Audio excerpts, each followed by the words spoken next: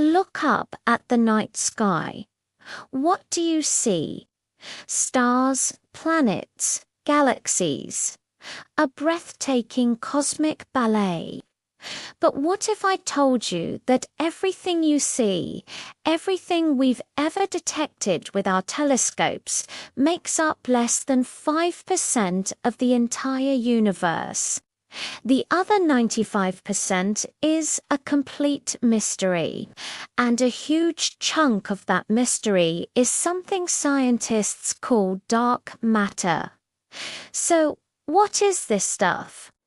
The short answer is, we don't know, but we know it's there. How? Well, it all started back in the 1930s with an astronomer named Fritz Zwicky. He was studying a cluster of galaxies called the Coma Cluster and noticed something really strange. The galaxies were moving way too fast.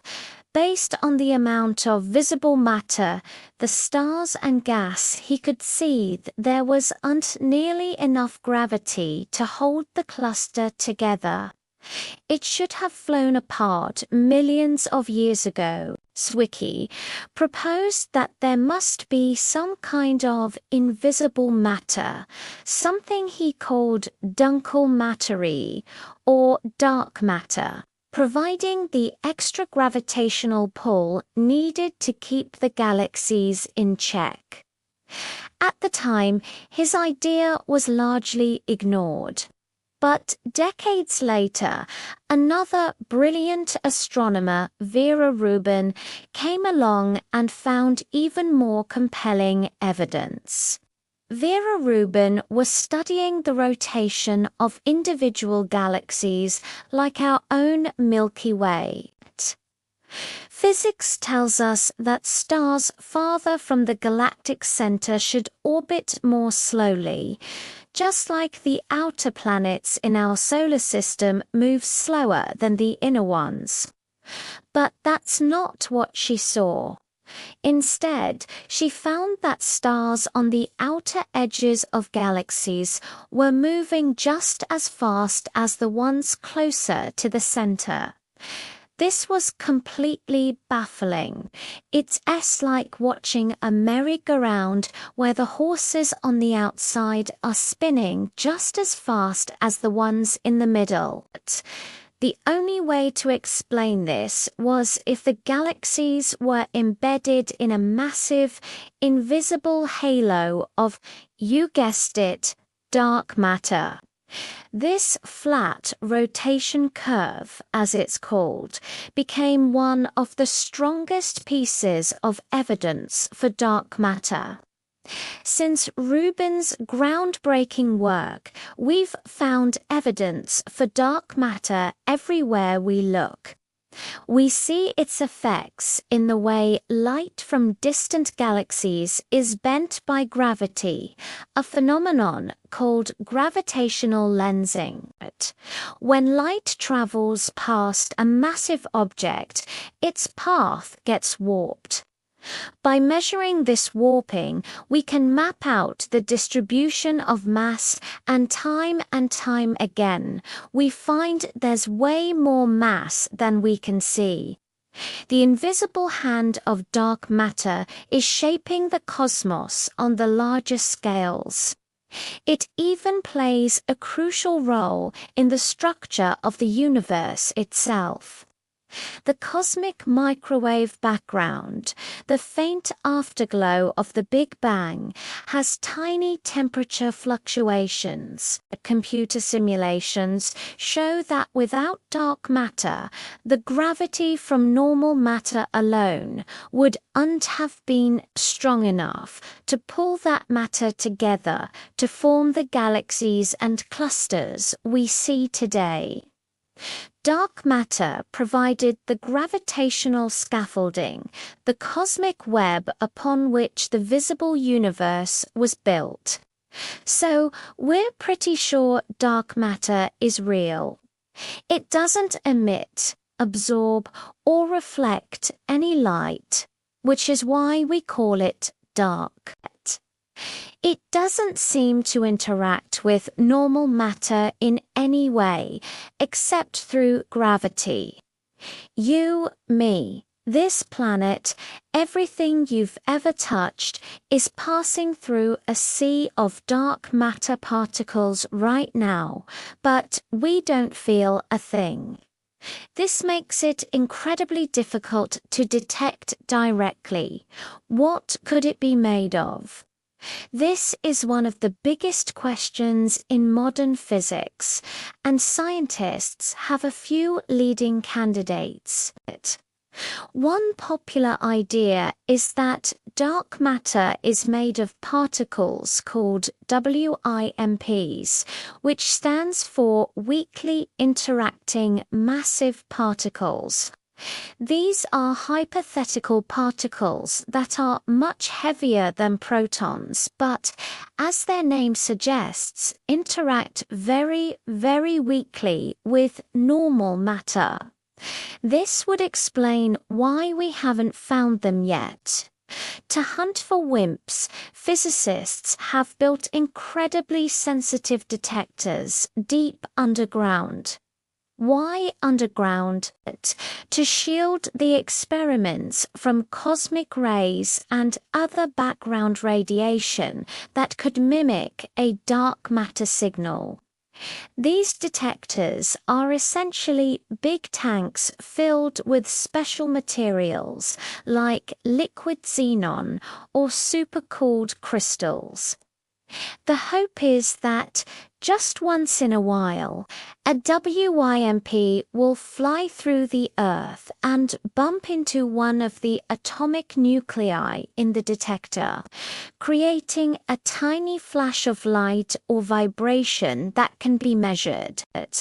So far, despite years of searching, these experiments haven't found any conclusive evidence of WIMPs.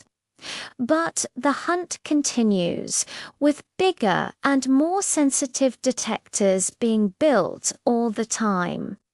Another candidate for dark matter is a much lighter, wispier particle called the axion. Axions were originally proposed to solve a completely different problem in particle physics. But they happen to have the right properties to be dark matter. They would be incredibly light and would barely interact with anything. Detecting them is also a huge challenge.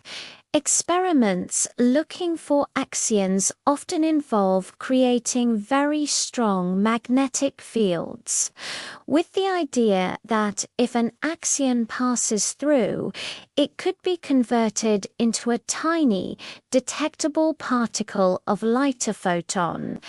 Like the WIMP searches, these experiments are pushing the boundaries of technology, but no axions have been found yet. Then there are more exotic ideas.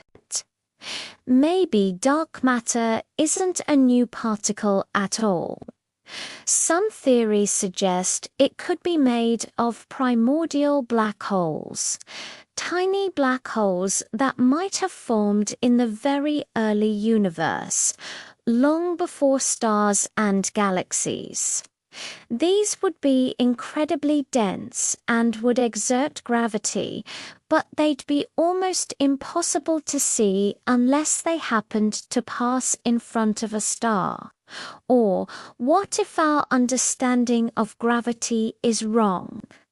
This is the idea behind theories of modified Newtonian dynamics, or MONDT.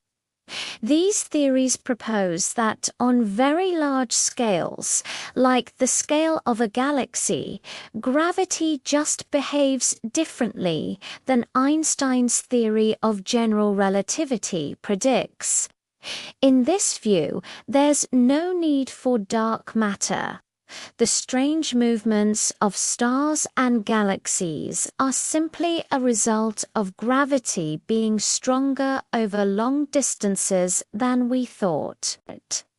While Mond can explain galactic rotation curves quite well, it has trouble explaining other observations, like gravitational lensing in galaxy clusters and the patterns in the cosmic microwave background.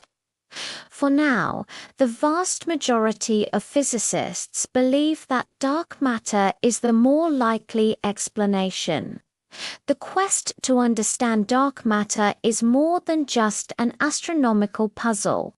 Its discovery would revolutionize our understanding of the fundamental laws of physics.